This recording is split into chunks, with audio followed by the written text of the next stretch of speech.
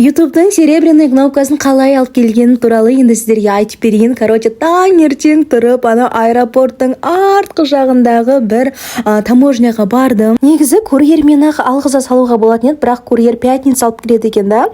Мен күткім келген жоқ пятницаға дейін. Сол үшін де өзім барып ала салайын дедім. Таңдай бір жерден екінші жерге жіберді. Негізі мына зданияда болу керек тұғын. Почтаға хат келген кезде бір жерге бар деген. Ол жерге барсам басқа жағына бар деді. Сөйтіп, білмеймін, айналып жүрдім мына зданияларды, ана жағына барып, мына жағына барып.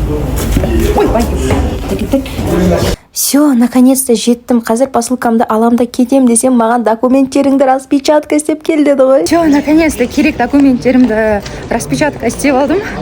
300 теңге шықты мына үшеуін распечатка жасау. Таможняда енді күтіп тұрған кезде байқап қалдым, мына жерде басқа адамдардың да осыны кнопкалары келіпті. Сөйтіп енді керек документтердің барлығын өткізіп, өзімнің наградамды алдым. Сол күні кешке жақын бір заведениеға барып, осындай распаковка түсірдім. Мына видеоны сол жердегі официантка қыз түсіріп жатыр. Құттықтап жатқан жандар, сіздерге шынымен де үлкен алғысымды айтамын. Енді бастап келе жатқан ютуберлер, сіздерге айтарым, жұғысты болсын. Всех люблю, всех обнимаю. Пока-пока.